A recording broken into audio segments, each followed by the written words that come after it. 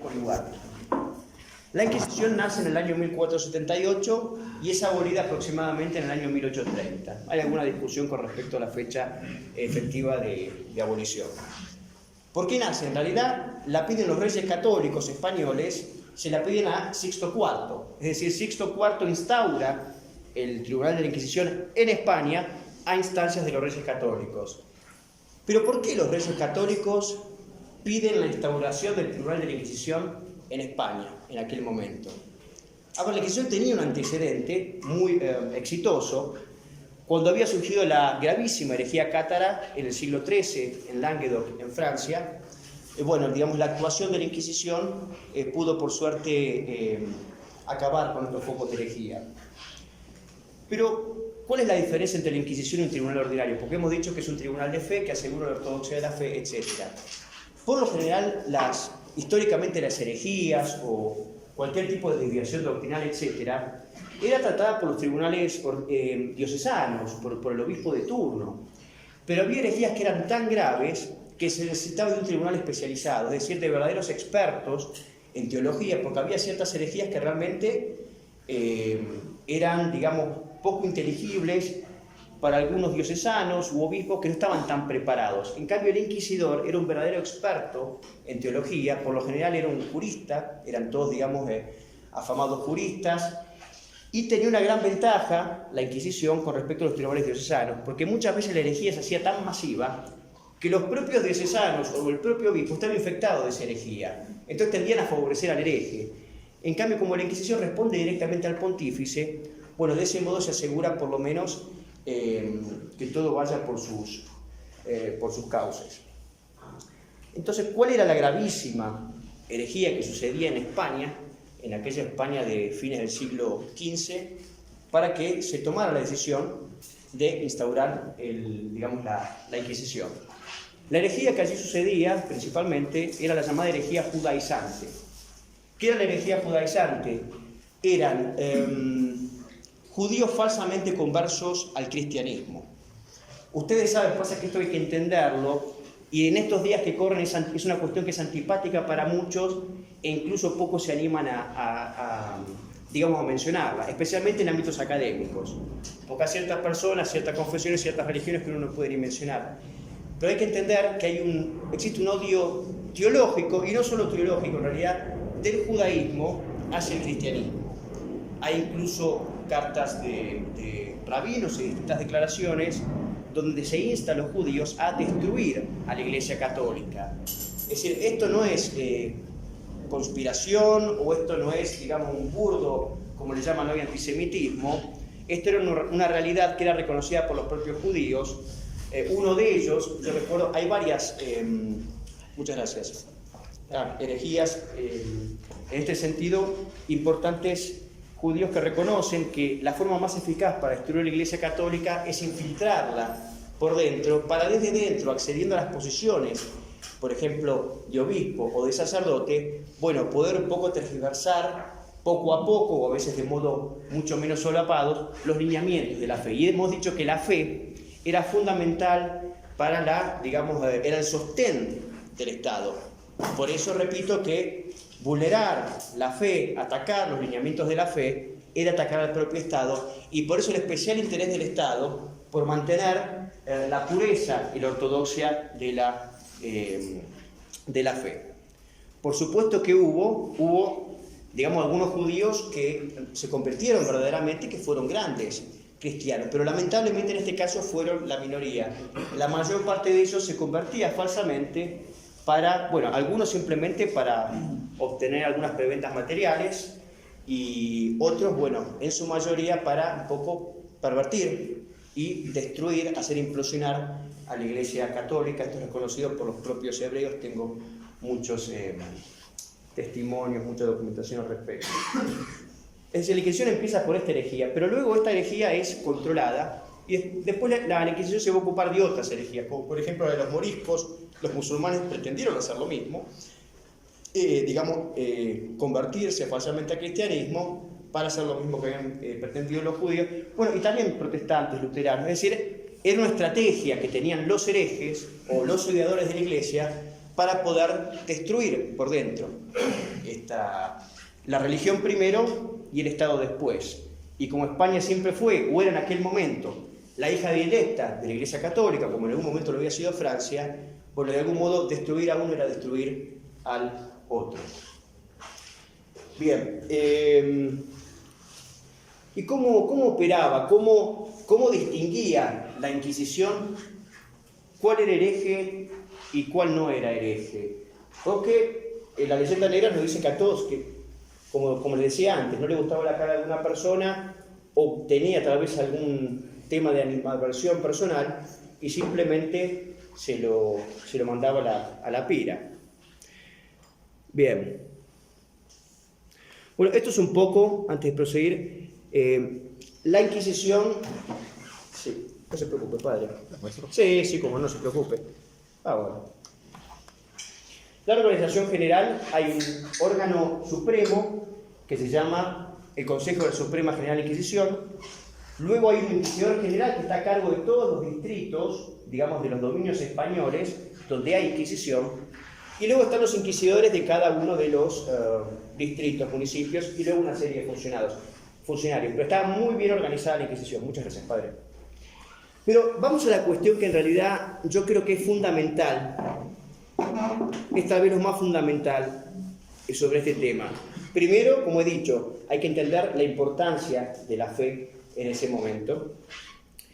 Y luego, ¿cómo era la cuestión? ¿A cualquier persona se la podía procesar? No.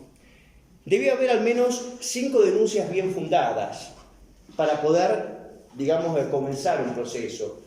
Por ejemplo, si dicen que el señor es hereje, que ha cometido innumerables herejías, bueno, primero no se permitían las denuncias anónimas, cosa que sí sucedía en otras regiones no católicas, pero debía constar, por ejemplo, los datos de las personas que denunciaban al señor de herejía. Y por supuesto que el perjuro siempre había sido castigado con la muerte. ¿Por qué? Ustedes saben que una mentira podía muchas veces, sobre ciertas cuestiones, acarrearle la muerte a otra persona. Por eso el perjuro por lo general era duramente tratado y por lo general la persona no se iba, digamos, a arriesgar a ser descubierto en una mentira para luego, digamos, sufrir las consecuencias.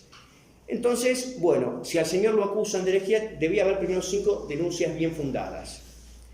Luego, de esas denuncias se analizaban, digamos, por distintos consultores, asesores, personas de buena reputación, se veía si no había incongruencias en los relatos, en los datos que se daban, y se veía luego si, esto tardaba un tiempo, no era inmediato, se veía luego si había elementos suficientes para comenzar el proceso. De algún modo es un poco lo que sucede en la actualidad. Ustedes verán que muchas de las garantías procesales que hoy tenemos, o de las que hoy podemos llegar a, digamos, a tener, vienen muchas de la Inquisición, o mejor dicho, del derecho canónico. Bien, empezaba el proceso, entonces. Parece que había elementos y parece que, bueno, había que ver si era cierto o no que esta persona era efectivamente o no un hereje. A esta persona el tribunal le costeaba 1 o 2 abogados. Recuerden que estamos hablando de finales del siglo XV, con más fuerza comienzo del siglo XVI. 1 o 2 abogados costeados por el tribunal de la Inquisición. Está bien, muchos dirán, bueno, pero si es un abogado que le da el tribunal de la Inquisición, como la Inquisición era malvado, iba a intentar hacer todo lo posible para perjudicar a esta persona. Y lo cierto es que cuando uno revisa la documentación, va a ver el altísimo grado de éxito de estos abogados defendiendo a los reos. La mayor parte, por lo general, por motivos que veremos luego, serán liberados. Entonces tienen derecho a 1 o 2 abogados. Luego, el acusado tenía derecho a invocar a cuantos testigos a su favor quisiese. Lo que se llama, creo que actualmente, dependiendo del país, se llama invocar testigos de abono. Luego, existía, como también existe actualmente, la tacha de testigos. Es decir, si yo tengo una animadversión evidente, personal, contra el señor, yo no puedo actuar como denunciante contra él. Lógicamente, porque esa animadversión, digamos, va a nublar mi juicio y es bastante evidente que yo lo único que intento hacer es perjudicar al Señor. Es decir, que el acusado podía escribir los nombres de aquellas personas que tenían algún tipo de, de odio, rechazo hacia su persona, y esas personas no podían ser llamadas para, no se tomaban sus denuncias. Luego, muy importante, alegar el reo, digamos, el acusado, podía alegar circunstancias atenuantes, es decir, supongamos que efectivamente se cometió la herejía, se cometió la falta, pero lo que la Inquisición toma en cuenta no es tanto el hecho en sí, sino la intención. Porque la persona tal vez, fíjense ustedes con qué juicio actuó la Iglesia, ¿no? Ya lo veremos en el caso Galileo, cuando veamos que realmente la Iglesia actuó científicamente, contrariamente a lo que dicen los enemigos. Pero en definitiva, estaba diciendo, la persona tal vez tuvo un mal día, le pasó algo muy malo, estaba muy enojado y tal vez dijo algo que no debía decir o hizo algo que no debía decir. O tal vez era un simple loco. Entonces, esas son consideradas circunstancias atenuantes. De modo que cuando esto sucedía, y cuando el tribunal tomaba cuenta bajo qué circunstancias se cometió el hecho o se dijo lo que se dijo, bueno, esta persona automáticamente era, digamos, ya se acababa el proceso. Otra garantía importantísima, yo recuerdo, y lo voy a repetir 500 millones de veces, estamos hablando del siglo XVI. Esto es un modelo de justicia que no existía en ninguna parte del mundo. Después les contaré cómo actuaron con los herejes en aquel mismo momento histórico los protestantes, de los cuales no existía ni juicio en el proceso. Hay una frase muy buena de Benedicto XVI. Él dice que la Inquisición, el Tribunal de la Inquisición fue un progreso, porque desde entonces nadie podía ser condenado sin juicio ni proceso, lo cual es indudablemente cierto. Los protestantes ejecutaban directamente, los hebreos, ustedes recuerden que en las juderías, ellos podían arbitrar. ¿Qué eran las juderías? Eran los lugares que habitaban los judíos, por ejemplo, dentro de un país, ¿no? Ellos pagaban un tributo al rey, como hacían en España. Ellos tenían su pequeña ciudad y ellos podían arbitrar sus propias leyes, etc. Entonces los judíos podían ejecutar, podían torturar. Yo en el caso distingo lo que es menciono lo que es esta supuesta Inquisición judía. Digo que supuesta Inquisición porque la Inquisición fue justa. Entonces para mí es una injusticia hablar de Inquisición protestante, de Inquisición judía, cuando la Inquisición, que Inquisición significa inquirir, investigar, que eso es lo que hacía la Inquisición católica. En cambio, los protestantes, por lo general, o los judíos, o los musulmanes, actúan de modo muy distinto. Eso de todos modos está bien detallado cómo actuaban estas otras religiones con respecto, comparado con la Iglesia Católica. Me fui un poco. Entonces decía que existía la doble instancia. Es decir, que existía la doble instancia y la apelación. Es decir, no es suficiente una sentencia preliminar o, por ejemplo, una sentencia preliminar o una sentencia definitiva para poder, condenar a la persona. Por ejemplo, siempre existe la apelación, como existe hoy actualmente. Es decir, si supongamos que efectivamente se tiene a la persona como hereje, se contrastan todos los relatos y esa persona siempre puede apelar a una instancia superior. En algunos países es la Corte Suprema, en este caso sería la Suprema. Cuando vimos la torre piramidal jerárquica, hay un órgano superior que se llama la Suprema y ese que en definitiva debe terminar de confirmar la sentencia, de modo que siempre se podía apelar. Existía incluso la recusación del juez, y hay documentos, se podía pedir la recusación del juez. El abogado o el propio reo, pero el reo podía también representarse a sí mismo, si veía que el juez o él creía que había alguna tendencia por querer perjudicarlo, bien, se podía pedir a la Suprema, aportando los elementos del caso, pedir la recusación, es decir, que venga otro juez porque ese juez no estaba actuando objetivamente. Y esto se aplicó en algunos casos. No en muchos, porque lo bueno de la Inquisición, es decir, lo que aseguraba un juicio justo, era que si se detectaba que cualquier funcionario del Tribunal de Inquisición actuaba, digamos, de un modo irresponsable o actuaba, digamos, con malicia, etc., era automáticamente castigado por el tribunal. De modo que había una serie de elementos que aseguraban que el juicio fuera justo. Estas son solo algunas de las garantías más importantes. Ciertamente hay otras que yo mencioné en el libro, pero bueno, estoy intentando un poco sintetizar el asunto. A ver. Esto es muy importante. La sentencia no es el inquisidor, digamos, el malvado inquisidor el que decide si la persona es efectivamente culpable o no. Ustedes recuerden primero que, digamos, la mejor prueba para probar que ni la Iglesia ni la Inquisición tenían interés alguno en, digamos, ejecutar a alguna persona o castigar a alguna persona, es que estos procesos muchas veces tardaban años.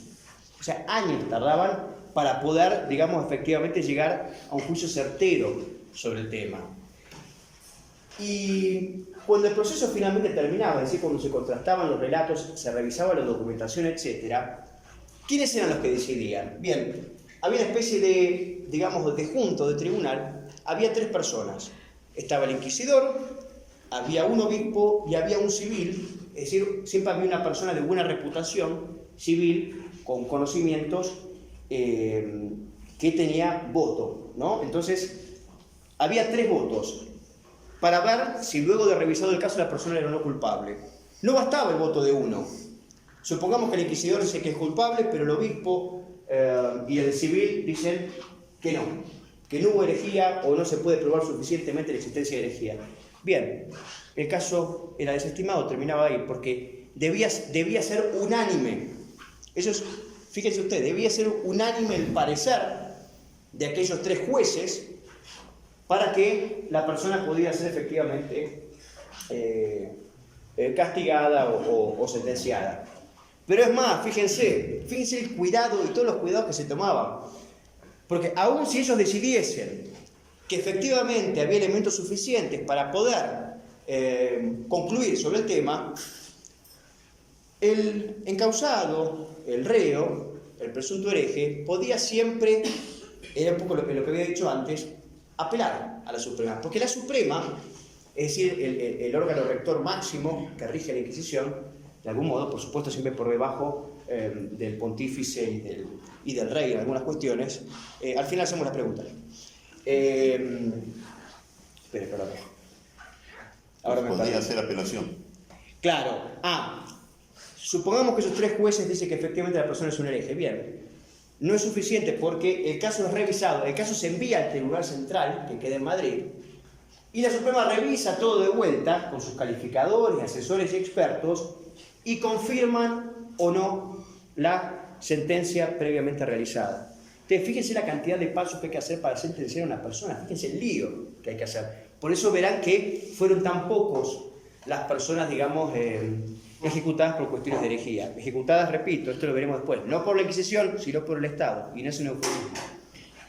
De modo que, si los tres jueces decían que la persona era hereje, se manda el caso, lo revisa y tarda meses, y la Suprema confirma y dice, sí, estamos de acuerdo, bueno, recién ahí la persona es, digamos, se lo tiene efectivamente como un hereje. Bien, ¿y qué pasa ahí? Porque uno ve en las imágenes, especialmente de este holandés, creo que era, que tiene unos grabados que han circulado por todos lados en todas las cuestiones de la leyenda negra. Por ejemplo, los libros de Bartolomé de las Casas o los libros sobre la Inquisición, por ejemplo, de Llorente, que fue el principal, fue un apóstata que de algún modo ayudó a generar esta leyenda negra. Usted va a ver grabados de una persona que se llama Teodoro de Bruy, que va a ver inquisidores con látigos y religiosos maltratando a una persona. Eso es todo mentira, porque eso era cuestión que solo el Estado podía hacer. De modo que si la persona, dijimos que es efectivamente considerada hereje, la Iglesia, la Inquisición, se lo entrega al Estado. Se lo entrega al Estado no porque quiere, sino porque debe y porque es su obligación.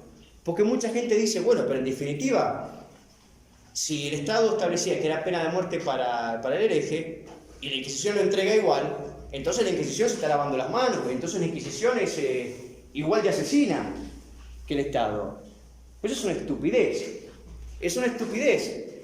Porque primero que la Iglesia no podía, o sea, la Iglesia está inserta y debe respetar las leyes del Estado formalmente constituido con sus leyes.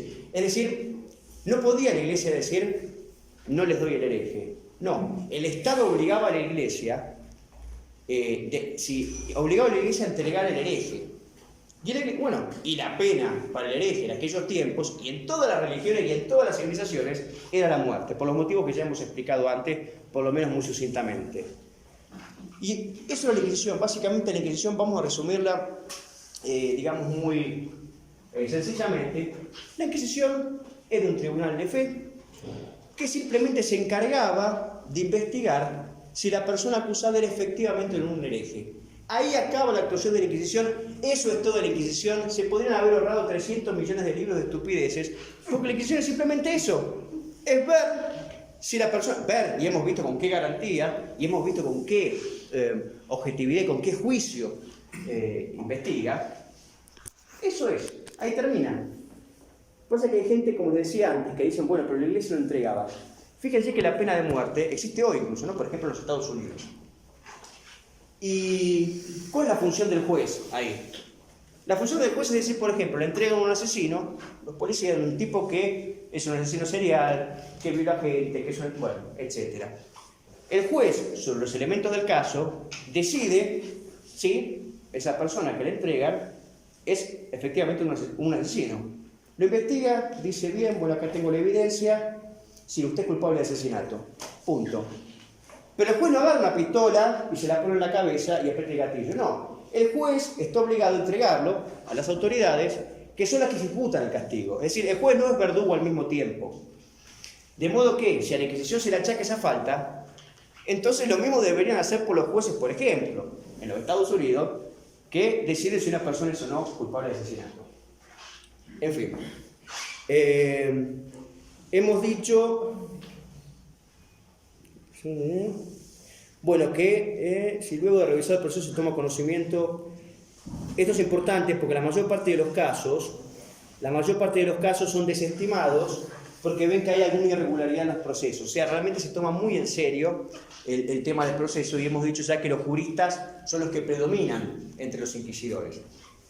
Ahora vamos a hacer un par de cifras rápidas sobre cuestiones que son, creo que, muy importantes. ¿Cuáles fueron las penas más comunes de la Inquisición española, por decirlo de algún modo? Aunque ustedes no lo crean, o mucha gente no lo crea, en el 98.5 de los casos, 98.5, puede ser 98, 99, las penas consistían básicamente en ayunos y peregrinaciones. Eso era todo. Ayunos y peregrinaciones, o tal vez ser enviados a la galera. La galera eran estas grandes embarcaciones donde tenían que ellos ser remeros. No era un trabajo evidentemente demasiado llevadero o lindo, pero bueno, era uno de los castigos. Pero los castigos principales eran ayunos y peregrinaciones. Pasa que también omití una parte importante de la cuestión anterior que tiene que ver con esto, que es el motivo por el cual yo llamo a la Inquisición un tribunal de misericordia. Porque el hereje, incluso habiendo cometido el peor de los delitos, si el hereje se arrepiente, y se arrepiente verdaderamente, entonces es perdonado. ¿En qué tribunal de la historia van a ver ustedes que la persona que se arrepiente de X delito es perdonado? Es decir, que se lo dispensa del castigo. En la actualidad, fíjense, en la actualidad, el ladrón roba, por más que se arrepienta, tiene que ir a la cárcel. ¿Ok? Bien, la Inquisición a cambio le daba un ayuno o una peregrinación. Es decir, si el hereje se arrepentía, era el único momento en que la Inquisición podía no entregárselo al Estado. Ahora, si el hereje no se arrepentía, bueno, ahí sí se entrega al Estado. Pero la Inquisición siempre le da una oportunidad más a la persona, porque la Inquisición quiere, lo más importante para la Inquisición y para la Iglesia Católica es la salvación del alma del individuo, ¿ok? Eso es lo más importante para la Inquisición, porque en aquel momento nadie ponía en duda la necesidad de la salvación o la existencia del infierno, y todo el mundo consideraba que era mucho más importante, por supuesto, la salud del alma que la salud efímera del cuerpo. Es decir, por eso, fíjense ustedes que el hombre arrepentido, verdaderamente, se salva del castigo más grave. Bueno, esas eran las penas de las más comunes, ¿no? También podían vestir un San Benito en señal de humillación, podía haber algún azote, pero básicamente eran ayunos y peregrinaciones. Bien, y la pena de muerte. ¿Cuántos se mataron por la Inquisición española? Repito, yo debería decir por el Estado, pero para que se entienda digo por la Inquisición. Digamos, ¿cuántos considerados herejes por la Inquisición fueron ejecutados? Bueno, haciendo un conteo, un raconto, escrutando los datos disponibles, se llega a la conclusión, porque si ven acá dice 1.8, ya lo voy a explicar, que el 1.8% de los encausados, solo el 1.8%, terminó siendo efectivamente ejecutado por el Estado. Pero, ojo, los documentos dicen 1.8, pero si uno se pone a revisarlos con mayor detenimiento, van a ver que en realidad fue el 0.8. ¿Por qué?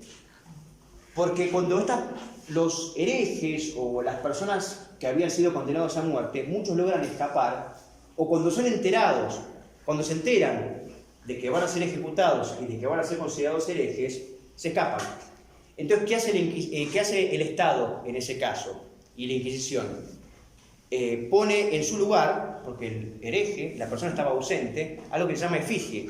Digamos, se lo quema en efigie. Se pone como una figura representando, ¿okay?, el cuerpo del ausente y se lo ejecutaba. Era una forma simbólica de quemarlo. Pero ustedes fíjense que aparece contabilizado. Claro, porque la persona había sido, condenada, o había sido considerado hereje, pero la persona estaba ausente, o sea que esa persona no terminó muriendo, no fue ejecutada. O sea, en síntesis, solo el 0.8% de los procesados fue ejecutado. Comparen esto, porque hay mucha gente que se horroriza, ¿no? En 350 años más o menos esto nos da entre 5.000 y 10.000 personas, en 350 años. Fíjense, por ejemplo, esto deberían saberlo los amantes de la, no sé, Revolución Francesa o los derechos humanos, etc., que la Revolución Francesa, en pocos años, ejecutó a cientos de miles de personas, especialmente pertenecientes a aquel pueblo de campesinos católicos que era la Vendée, que se negaban a juramentar fidelidad al gobierno revolucionario y masónico de los jacobinos. Es decir, la Revolución Francesa, que ostentaba la bandera de libertad, igualdad y fraternidad, fíjense la tolerancia de estas personas hacia la disidencia, que terminan ejecutando más de 200.000 personas, y hay autores no católicos que consideran a este evento como el primer genocidio moderno. Ni hablar de los marxistas, 100 millones de ejecutados en solo 70 años. ¿Y qué podemos decir también de los crímenes incluso de la democracia, ¿no? Bombardeando, por ejemplo, ciudades civiles, como en Dresde en la Segunda Guerra Mundial, mueren 500.000 alemanes. Hiroshima, exactamente, 2 bombas atómicas. Entonces, si uno empieza a contabilizar, si esto fue una cuestión meramente matemática de tirarle una cantidad mayor de muertos al otro bando, cuenten la cantidad de millones de estos, digamos, sistemas antropocentristas o de estos sistemas anticristianos, iba a ser infinitamente mayor que el achacado a la Iglesia. Estamos hablando de 5.000, 10.000 personas contra, si solo los marxistas tienen 100 millones de personas ejecutadas, bueno, sumémosle, al final los tiempos modernos presuntamente evolucionados han ejecutado y se han mostrado, han evidenciado una mayor salvajidad que la gente perteneciente a la Edad Media. Es decir, la Edad Media al final, o principio de la Edad Moderna, en definitiva fueron mucho más justos y se manejaron con mucha más caridad que los gobiernos posteriores, presuntamente derecho humanistas, etc. Bueno, entonces básicamente dijimos 5 o 10.000 personas, no crean esas estupideces de millones de torturados en escurras mazmorras, etc. Bien. Bueno, esto no se ve, esto es un cuadro elaborado por 2 de los máximos expertos sobre el Tribunal de la Inquisición, con uno de los cuales tuve la suerte de juntarme en Madrid a tomar un café, intercambiar pareceres, Jaime Contreras. Él es catedrático de la Universidad de, creo que es de Murcia. Bueno, y están divididos los, digamos, los delitos o las cuestiones en las que intervenía la Inquisición, porque si bien la Inquisición, la cuestión más importante es la herejía, que es la que traía, digamos, podría traer aparejada la muerte por parte del Estado, también la Inquisición luego se empezó a ocupar de otras cuestiones, digamos, de delitos más propios del cristiano viejo, como podía ser, no sé, la blasfemia, el delito de solicitación, la poligamia, etc. Luego, cuando surge la masonería, bueno, también comienza, comienzo del siglo XVIII, la masonería se establece en el año 1717, pero bueno, comienza ya a generar un peligro mayor, tal vez mediados del siglo XVIII, y bueno, ya la Inquisición interviene en otras cuestiones no necesariamente ligadas a la herejía. ¿Okay? Bueno, murió la batería, no se preocupen, no puedo demasiado. Otras cuestiones importantes. El padre me pidió especialmente que diera, digamos, que me focalizara en datos, ¿no? Cuestiones que uno pueda memorizar fácilmente, con las que uno pudiera refutar fácilmente a los enemigos de la Iglesia. Una cuestión que ahí no aparece, una de las principales acusaciones es el tema de la brujería. Que quemaron millones de brujas. Esto es probablemente una de las mayores mentiras y una de las que encuentra menor sustento. ¿Por qué? Y esto lo digo siempre, porque la quema de brujas fue una cuestión protestante. Hay un cuadro, que bueno, se me acabó, hay un cuadro elaborado por distintos, digamos, investigadores que han investigado los documentos y bueno, las distintas papeles que hay al respecto, investigadores. Se muestran varios países en un periodo, por ejemplo, de 250 años, se muestra la cantidad de personas ejecutadas por el delito de brujería. Y los que llevan la delantera por lejos son las religiones protestantes. Un protestante, digamos, muy afamado, prestigioso, él tiene un libro que es relativo a la Inquisición, que se llama Charles Lea. Si bien es enemigo de la Iglesia, en algunas cuestiones es bastante serio. Y él dice que los protestantes, en solo unas pocas décadas, ejecutaron a más de 200.000 personas por delitos de brujería. Pasa que, y ustedes van a ver que en las religiones católicas prácticamente no hay brujas, digamos, no hay personas ejecutadas a raíz de cuestiones ligadas a la brujería. ¿Y por qué? Porque el protestante realmente primero cree que la persona que dice ser bruja es una bruja y que efectivamente, por ende, era un ser diabólico.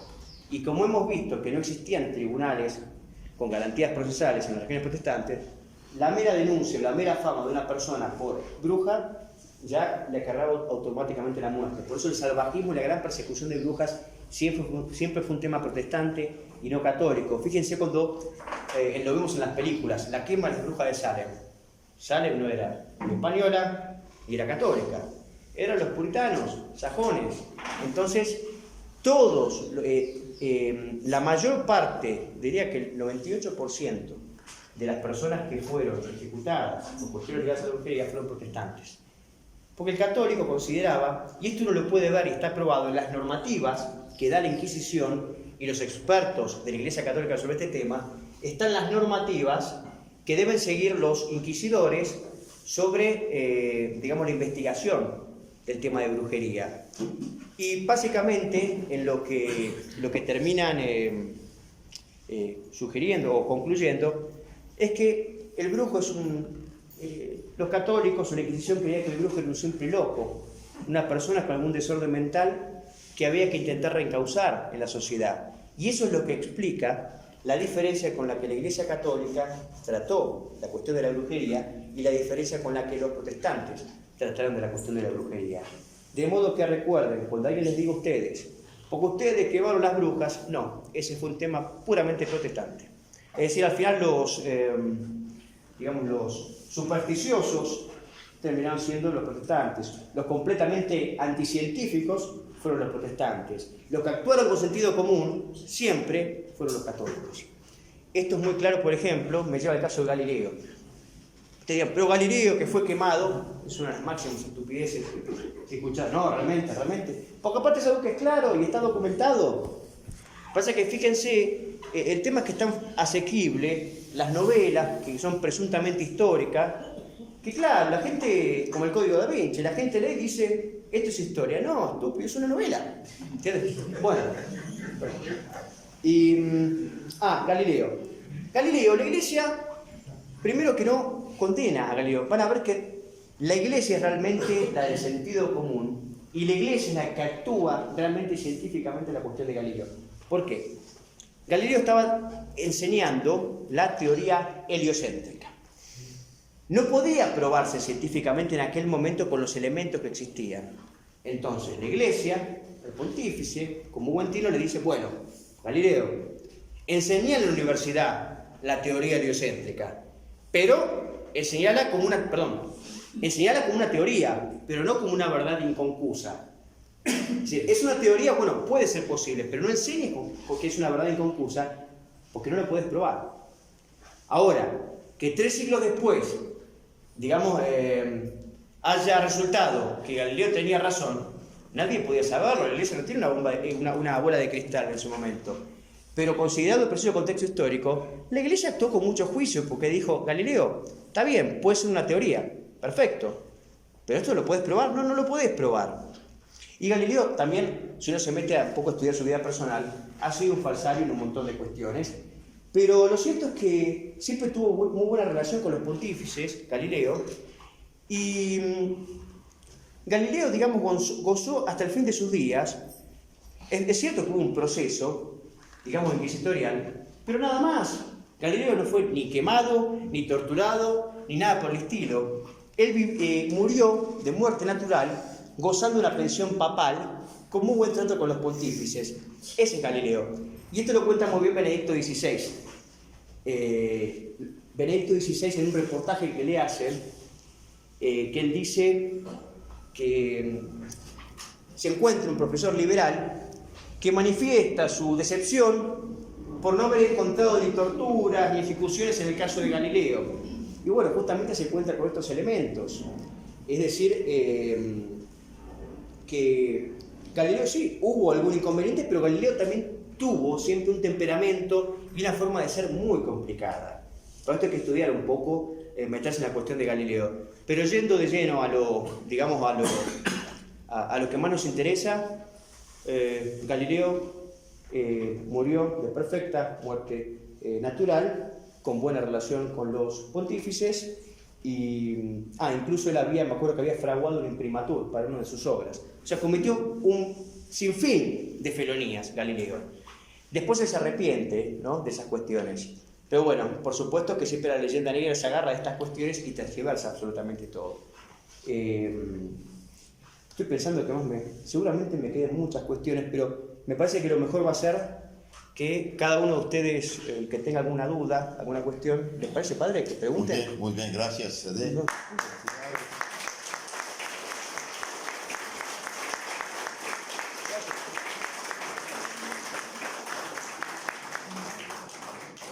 Si alguien tiene dudas, preguntas, que las haga, pero antes quiero decir que nos lea un testimonio de un historiador ateo y ex masón.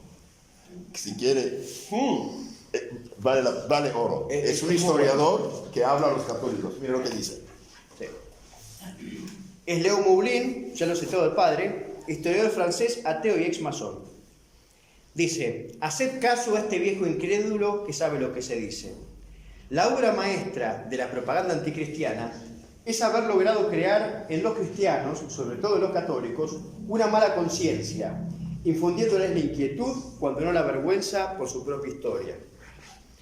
A fuerza de insistir, desde la Reforma hasta nuestros días, han conseguido convenceros de que sois los responsables de todos o casi todos los males del mundo.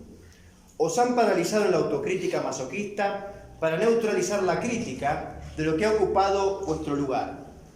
Feministas, homosexuales, tercermundistas, pacifistas, representantes de todas las minorías, contestatarios y descontentos de cualquier ralea, científicos, humanistas, filósofos, ecologistas, defensores de los animales, moralistas laicos. Habéis permitido que todos esos os pasaran cuentas, a menudo falseadas. Casi sin discutir, ¿cierto? No ha habido problema, error o sufrimiento histórico que no se os haya imputado. Y vosotros, católicos, casi siempre ignorantes de vuestro pasado, habéis acabado por creerlo, hasta el punto de respaldarlos. En cambio yo, agnóstico, pero también un historiador que trata de ser objetivo, os digo que debéis reaccionar en nombre de la verdad. De hecho, a menudo no es cierto, pero si en algún caso lo es, también es cierto que, tras un balance de 20 siglos de cristianismo, las luces prevalecen ampliamente sobre las tinieblas. Muchas gracias. No. ¿Dudas, preguntas? Me olvidé la cuestión de la tortura. Si alguien me quiere preguntar, le digo. Pues sí. Yo sabía que muchas personas que eran condenadas en tribunales civiles pedían que se los pasara a que los juzgara la Inquisición. Excelente. Eso está en el mismo texto que yo acabo de mencionar sobre el caso Galileo. Benedicto XVI hace mención a esto, citando las debidas fuentes. Es decir, los ladrones comunes o el delincuente común, a fuer de evitar, digamos, la cárcel secular del Estado, que eran condiciones infrahumanas, blasfemaba tal vez o cometía, digamos, alguna falta religiosa para poder recaer en la órbita de la Inquisición y así ser trasladado a las cárceles del Santo Oficio, que era Vox Populi en Europa, que eran las mejores cárceles. Ustedes fíjense, porque también hay mucha leyenda con eso. Las cárceles del Santo Oficio eran, digamos, eran cuartos espaciosos, había una cama, había un escritorio, tenían un par de hojas, tenían una virome, tenían incluso, yo le digo que para ese entonces parecía caso de hotel 5 estrellas, sin exagerar, tenía una pequeña ventilación. Y digamos, la mejor prueba de que efectivamente fue así, hay obras que luego fueron muy conocidas, yo lo cito en el libro, ahora no recuerdo los nombres, y se escribieron obras que fueron muy conocidas en la Inquisición. O sea, fíjense ustedes de la tranquilidad, de algún modo, en la que estaba el preso, que le permitía escribir, y escribir grandes obras sin ser molestado. En cambio, las regiones protestantes eran las peores de todas las cárceles, las civiles, digo, ¿no? Porque estaban todos hacinados, metían 10 personas en un cuartito capaz de 2x2, realmente era inhumano. Pero excelente, gracias por recordarme eso. Adelante. ¿Cuál es su punto de vista en el caso del fallo de la Inquisición en el caso de Servet? No, pero Servet fue, digamos, fue la protestante. Fue la Sí. Claro, Servet, ustedes fíjense que los protestantes no programan absolutamente a nadie. También se podría hablar del tema de la presunta censura, del índice, pero bueno, son muchos temas. No, Servet fue ejecutado por los protestantes. En Ginebra.